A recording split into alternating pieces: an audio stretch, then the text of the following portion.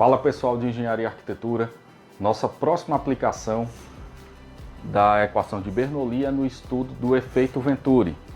E como a gente vai ver, esse efeito Venturi pode ser utilizado para medição de vazão no escoamento.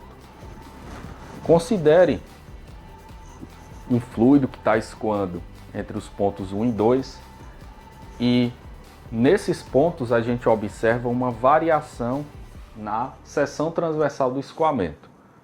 O efeito Venturi consiste numa diferença de pressão associada à diferença de velocidade ao longo do escoamento.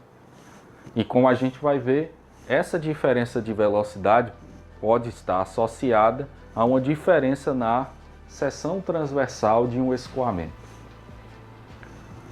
Uma das hipóteses da equação de Bernoulli é que a taxa de variação da massa com respeito ao tempo é constante.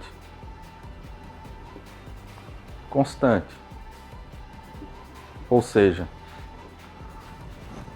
a quantidade de massa que entra é igual à quantidade de massa que sai. Isso também é chamada de equação de conservação da massa. Então, se a massa que entra é igual à massa que sai, a gente pode dizer que a massa que está entrando no ponto 1 vai ser igual à massa que está entrando no ponto 2. Reescrevendo essa massa em termos da massa específica vezes o volume, a gente vai ter que a massa específica vezes o volume 1 vai ser igual à massa específica vezes o volume 2 e as derivadas disso com respeito ao tempo. A gente também adotou uma outra hipótese da equação de Bernoulli, é que a massa específica é constante. E sendo a massa específica constante, esses dois termos vão sumir dessa equação e, consequentemente, a derivada do volume no tempo também vai ser uma constante num regime permanente, que é uma das hipóteses da equação de Bernoulli. Como a gente sabe, variação do volume no tempo é igual a um termo chamado de vazão. Então, o que essa equação está nos dizendo é que, embora eu tive variação na área da seção transversal, esses volumes serão constantes ao longo do tempo. Então, a gente pode, inclusive, reescrever.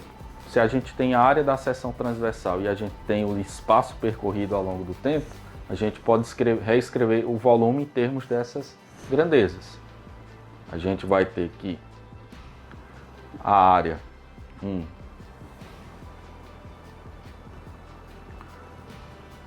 vou até diferenciar aqui, tá? Volume vou fazer com V cortado. A área 1 vezes o espaço percorrido 1, que corresponde à área desse cilindro 1 no tempo, é igual à área 2 vezes o espaço percorrido 2, tudo isso derivado no tempo. E como a gente sabe, a derivada do espaço no tempo é velocidade. Eu posso então finalmente dizer que a área 1 vezes a velocidade 1 vai ser igual à área 2 vezes a velocidade 2, visto que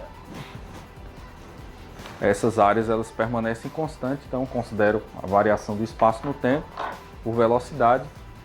Consequentemente, a área 1 vezes a velocidade 1 vai ser igual à área 2 vezes a velocidade 2. Ora, se a área 1 é maior que a área 2, para que haja o equilíbrio nessa equação, então a velocidade 1 vai ter que ser menor que a velocidade 2. Então, a uma diferença nas áreas de seção transversal do escoamento é associada a uma diferença na velocidade, uma variação na velocidade. Se a gente agora aplicar a equação de Bernoulli,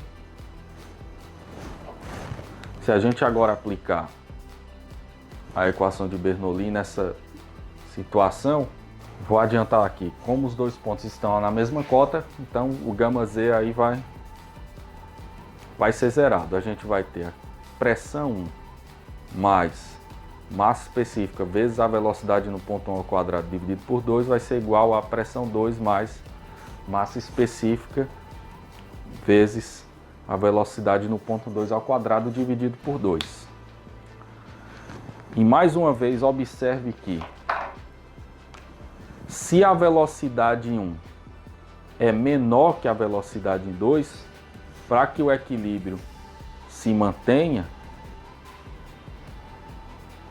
se a velocidade em 1 é menor que a velocidade em 2, então, para que o equilíbrio da equação se mantenha, a pressão em 1 tem que ser maior que a pressão no ponto 2.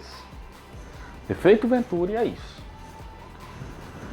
Há uma diferença na velocidade, é associada a uma diferença na pressão. E essa diferença na velocidade pode estar associada à diferença nas áreas das seções transversais de um tubo. Combinando essa equação aqui de Bernoulli com essa equação que relaciona vazão, tudo isso aqui é igual a vazão, tá, gente? Então, combinando essas duas equações, é possível chegar na equação da vazão associada à diferença de pressão, tá? Enfim, vocês depois podem fazer em casa essa dedução, mas basta você associar essas duas equações, então a equação da vazão vai ser igual a área 2, ou seja, a área menor, vezes a raiz de 2 vezes a diferença das pressões dividido pela massa específica vezes 1 menos a área menor dividido pela área maior ao quadrado. Ok? Associando então essas duas equações, é possível calcular a vazão, conhecendo as diferentes áreas do tubo e a diferença de pressão e, claro, a massa específica do fluido. Então, uma das consequências do efeito Venturi é você ter a possibilidade de desenvolver dispositivos que meçam vazão a partir de diferença de pressão, o que é também uma aplicação interessante da equação de Bernoulli. Vamos resolver rapidinho um exercício utilizando essa equação da vazão. A diferença de pressão num tubo Venturi é de 1 kPa. Sabendo que a água escoa entre seções de área menor 2 vezes 10 a menos 3 metros quadrados e área maior 8 vezes 10 a menos 3 metros quadrados, determine a vazão do escoamento. Basicamente só a aplicação de fórmula aqui.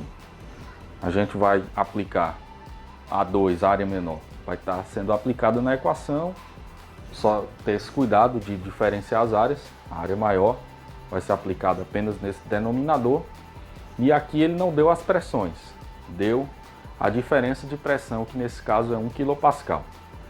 Como se trata de água, a massa específica da água vai ser igual a 1000 kg por metro cúbico. Então basta jogar esses valores nessa questão e a gente vai ter uma vazão de aproximadamente 2,92 vezes 10 a menos 3 metros cúbicos por segundo. Isso aqui é só para entender numa situação prática como seria utilizar essa equação de medição de vazão a partir do efeito Venturi. Com isso a gente fecha as 4 aplicações que a gente comentou no vídeo retrasado, e ao longo da disciplina vou estar disponibilizando para vocês alguns materiais mais complexos, algumas aplicações mais robustas voltadas para o uso da equação de Bernoulli. Vejo vocês nos próximos vídeos. Até a próxima, pessoal. Bons estudos!